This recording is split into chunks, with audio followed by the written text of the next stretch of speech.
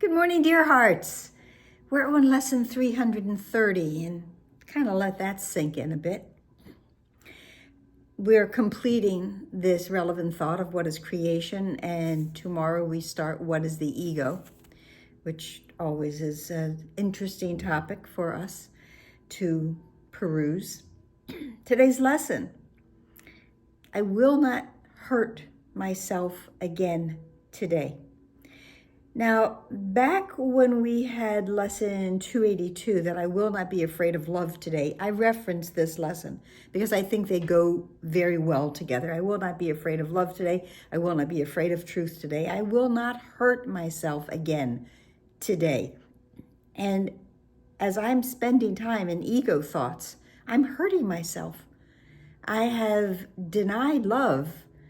I've denied my reality as creation, extension of my Father. I've denied my reality, my truth of being spirit. Your reality is only spirit. Back in the beginning of the text, spirit is in a state of grace forever. Your reality is only spirit. Therefore, you are in a state of grace forever. And then later in that same chapter, we had the wonderful line for us to understand that the mind that serves spirit is invulnerable. And we've had many lessons and chapters about the idea that indeed we are invulnerable because we are not these body things. We are the extensions of God's mind. We are creation. We are perfect. We are whole. We are complete. There is nothing that can hurt us today or any day. So I will not hurt myself again today. I will not even believe that I can be hurt today. The lesson begins that let us this day accept forgiveness as our only function. Forgiveness is my function as the light of the world, lesson 62. So we have lessons all through this workbook that we blend in together, and they all make sense. I mean, that is part of the beauty of this course. And in what is creation, in that, that relevant thought, and it told us that for in creation is his will complete in every aspect, making every part container of the whole. Every lesson that we have had, every chapter, is part of the whole, and we've just been weaving them all together so that we may come to understand and accept and embrace this idea of who we really are, what we really are, that I am as God created me, and that is all I need to know. So let us this day accept forgiveness as our only function. Why should we attack our minds and give them images of pain? Why would we do that? Why have I been in this space of wanting to suffer and wanting to experience pain? I have a theory that for many of those who are sleeping, and hopefully we are beginning to wake up as we've done this course, but that those who are still asleep, and yet they are our brothers as well, they are our sisters, they are part of the sonship. But sometimes fear gives those a sense of being alive, because we can be happy learners, we can learn through joy, we can learn through pain, and some unfortunately choose to learn through pain, being afraid, being filled with sorrow, being scared, being fearful, is learning through pain. I will not hurt myself again today.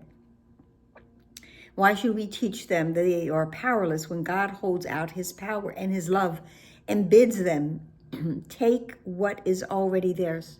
It's already ours. Here, it's yours. I'm giving it to you. Maybe today we will choose to accept it. Perhaps today, perhaps tomorrow, we will accept it. The mind that is made willing to accept God's gifts has been restored to spirit extends its freedom and its joy, as is the will of God united with its own. I choose the joy of God instead of pain today. I will not hurt myself again today. And I will be free of all of those ego, small-minded thoughts today. The self which God created cannot sin, and that's a self with a capital S. We are the extension. We are extended and extending. As yesterday's lesson mentioned, the self which God created cannot sin, and therefore cannot suffer, because all suffering comes from the false belief in sin. And there is no sin, but there are errors and mistakes. Let us choose today that He be our identity with a big I, and thus escape forever from all things the dream of fear appears to offer us. The dreams of fear. And again, this is every ego thought, every temptation from the ego, well, let's try this. Well, let's try that. Oh, that hasn't worked. I've got a million of them for you. They're all up my sleeve, and I'll pull them out one at a time to try to keep you engaged, to try to keep you from choosing to say, I will not hurt myself again today, to stay caught up in the pain of the ego mind. But I will not do that today. Today, I choose the joy of God instead of pain. Today, I will not be afraid of love. Today, I will be as I was created. I am as God created me. The second part of our lesson is in prayer. Father, your son, your child cannot be hurt. And if we think we suffer, we but fail to know our one identity we share with you. We would return to it today, capital I, it today, to be made free forever from all our mistakes and to be saved from what we thought we were. I was mistaken. That's all. I was mistaken. I thought I had this dream. And in this dream, I was small and insignificant. In this dream, I was afraid. In this dream, I was lost. But I woke up. I woke up from that dream. And what I found was the most glorious amount of light and love, the beauty of being happy, the peace that comes from a quiet mind. All of that I found when I chose to not hurt myself again today, to not be afraid of love today, to choose the joy of God instead of pain, and to know that forgiveness is my function, and so I will forgive myself for those misthoughts. They were not real, and I am very happy to know that that is true.